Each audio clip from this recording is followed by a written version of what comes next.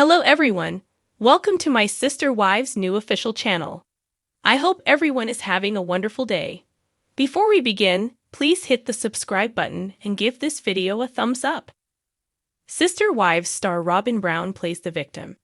Acting like she's always hurting for love, this isn't true. Robyn doesn't make many adjustments. Sister Wives star Robyn Brown's been playing like a martyr for years. Now she's really drowning in self-pity. She's finally got Cody all to herself, so she should be thrilled. However, sobbing Robyn's still going on, acting like she's suffering for love. She used to put on the same type of show when Mary, Janelle, and Christine Brown had problems with Cody. Robyn would turn on the waterworks, but how was she really feeling inside? Maybe it was all play acting. Robyn's a poser who tries to be sweet and demure, but there's something cold underneath.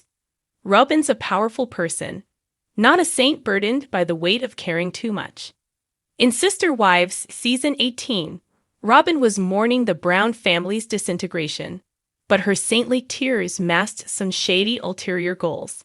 Off-screen, the simpering sister wife shared a secret pact with Cody which would allow her to leave the marriage if she was unhappy, as per People. Robyn claimed she never wanted to leave, but she lies sometimes.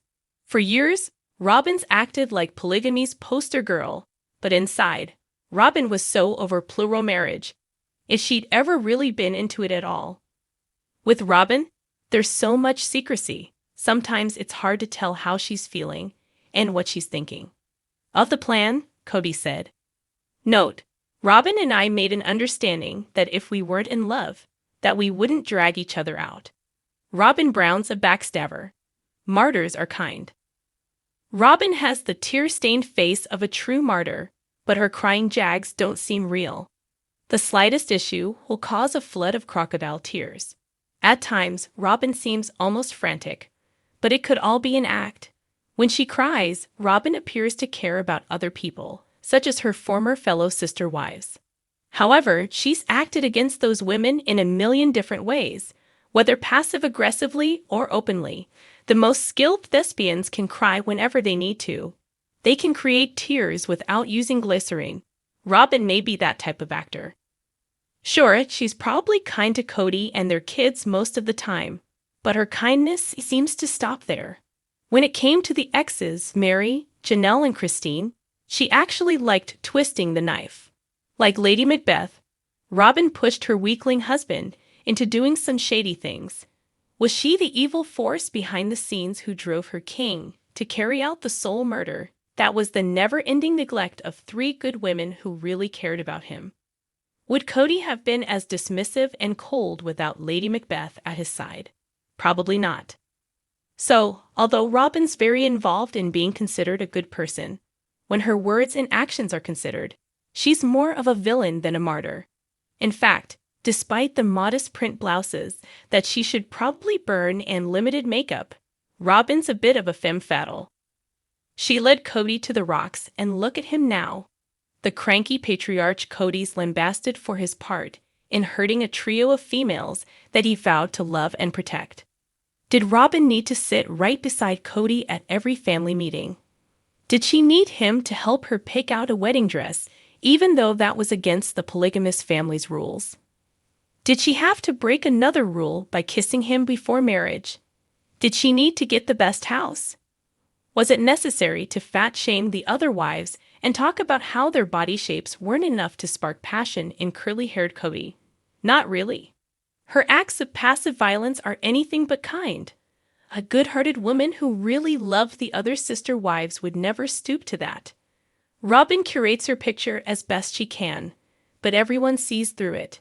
Robyn's goal was to cut Cody off from the herd of sister wives. Once she mentally sealed him off from them, Cody was fully under her spell. Like one of Disney's evil queens, Robyn used her feminine wiles and witchy skills to keep her man. However, Cody's no prize. Robyn Brown always wants her way. Martyrs are self-sacrificing. When Robyn wanted to move to Arizona because her son would attend school there, she got her way, and the other wives had to move too. That set the stage for the Battle of Coyote Pass, a war that left Cody feeling like Napoleon at Waterloo. Napoleon's final loss happened on a battlefield near Brussels. His opponent hid most of his army behind a slope, cleverly concealing its size and weapons. Before his troops were crushed, Napoleon enjoyed a breakfast served on a silver plate. At Coyo Pass, Cody showed some of Napoleon's pride. Like the general, Cody had dreams of grandeur. The polygamist was also doomed to taste defeat. His plans for the now iconic patch of land were foiled by drama and infighting. The bad blood between family members seemed to seep into the ground, just as though a real war had been fought there. Robyn set all of this in motion by asking the family to move for her own selfish reasons. The other wives had to change their lives for her sake. It's reasonable that she'd want to be close to her child, but she took other sister wives further away from some of their own children. Everyone danced to Robyn's tune. Robyn led the troops to Arizona, starting a series of unfortunate events that would change the Brown family forever. A true martyr isn't going to inconvenience others like this. They aren't going to drag along other people like rag dolls. Robyn wants her way, and she's not willing to give in. Cody goes along with all of it, responding to the whims of a woman who's an odd mixture of kooky magical thinking and steely resolve. Yes, she was always crying, but that didn't stop her from acting like a general with Cody and his 3 unloved wives. To assess character in a cold and clinical way, deeds are everything. They mean more than words, a lot more. What someone thinks matters, but it's what they do that shows who they really are. Robyn tries to make sacrifices, but her life choices show that she sets goals and achieves them. If she has to, Robyn will roll over other people, including knave sister wives, like a Sherman tank. The Greek philosopher Socrates chose death over abandoning his ideals. He was a hero who knew the difference between right and wrong. Robyn's ideas keep slipping. She was into polygamy, and now she's not.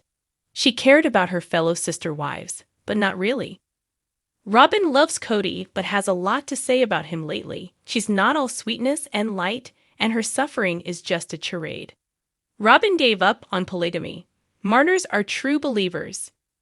Religion was apparently a very big deal for Cody's queen, but something changed. Maybe it was the breakdown of the family, which Robyn basically arranged from behind the scenes. As the power behind the throne and the iron fist in the velvet glove, Robyn slowly but surely pulled Cody into a new world where only she mattered. The other wives became scorned women who held major resentment towards the patriarch, although they probably still loved him. While Robyn seemed like the most dedicated of the bunch, she actually wanted Cody all to herself. Was that more important to her than her morbid beliefs? It seems like it. Jesus is the ideal martyr. He was a pure spirit who was crucified. Robyn isn't as pure as she tries to be. She's been playing a game for years, making the show of being into polygamy when she was probably dreaming of being in a regular 2-person marriage with Cody. This kind of deceit isn't the type of behavior that gets a person crowned as a martyr in the Mormon faith or any other church. Martyrs are all about suffering persecution for posthumous reward. They show bravery in the face of unbelievable cruelty. Has Robyn done that? No, not at all. Robyn Brown fakes her emotions. Martyrs are honest. How many times is Robyn going to have live meltdowns? When she's constantly busting into tears and gnashing her teeth, Robyn's acts lose their power. Would a woman who wants to be alone with Cody really get this upset over the Brown family's problems? It just doesn't make any sense. Above, Robyn's actually hyperventilating, as per Tough Topic at YouTube. It's way over the top. It's painful to watch. It's awful. When she rips off her microphone, preparing to leave the set, it's just senseless. To determine the authenticity of Martyr Robyn's emotional displays, it's necessary to examine her actions. Do they agree with these outbursts, or do they cause a little cognitive dissonance? When things don't quite add up, and it's hard to avoid that uncomfortable truth, it causes a sense of unreality that's known as cognitive dissonance. Only when the motivations and feelings of people involved in a situation are truly understood does this bad feeling generally go away. Robyn always covers for Cody, protecting a guy who was often emotionally abusive with Mary, Janelle, and Christine. He still criticizes his exes openly even though he obviously pushed them away. Robyn's protecting her own special bond with her king, defending a man whose patriarchal power has brought so much pain and turmoil to his now ex's lives isn't exactly suffering in action. In comparison, John the Baptist was beheaded for speaking out against a tyrant, King Herod. Robyn Brown's living like royalty. Martyrs aren't supposed to live large. The Buddha gave up all of his earthly possessions in order to find the meaning of life and progress to the highest level. The lesson there was that poverty can be a high state. The usual concerns, such as the need for comfort, are cast aside, and the suffering that is done usually highlights the spiritual aspects of existence. Going without can refine other parts of a person's character, bringing out their empathy, generosity, gratitude, and goodness.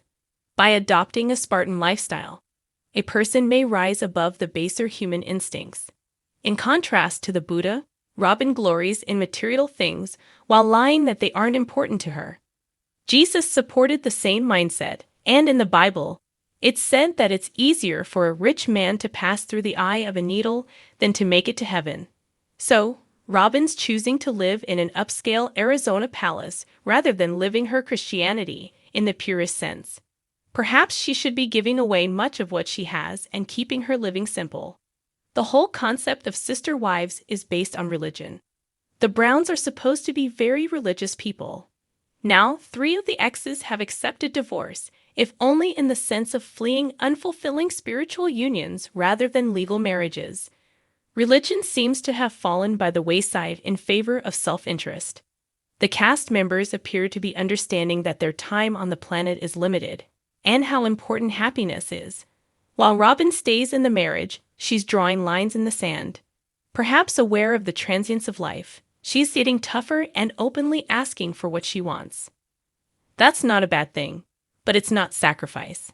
Watching the Brown family shed some ideals in favor of a new goal, personal satisfaction, has been very interesting. While some faiths reward martyrs for suffering, the essence of suffering is pain.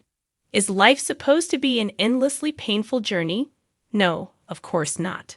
The purest spirits should be recognized and celebrated. Nelson Mandela suffered in prison due to the right beliefs. People like that have gone above and beyond for the sake of humanity and equality. Many people have given their lives to make society a better place. When Robyn cries and goes on, acting like a martyr, it's just silly. She got the monogamy that she wanted. She's happy to live in the fancy house she claimed she didn't really want. Sister Wives Season 18 star Robyn isn't believed because she plays the victim while collecting rewards. Will she ever see the light? Being more honest about her personality and goals would help a lot, but that's probably not in the cards. So what do you guys think about this update? Let me know in the comments below. And if you like my videos, please press like and subscribe for more. I'll see you guys next time.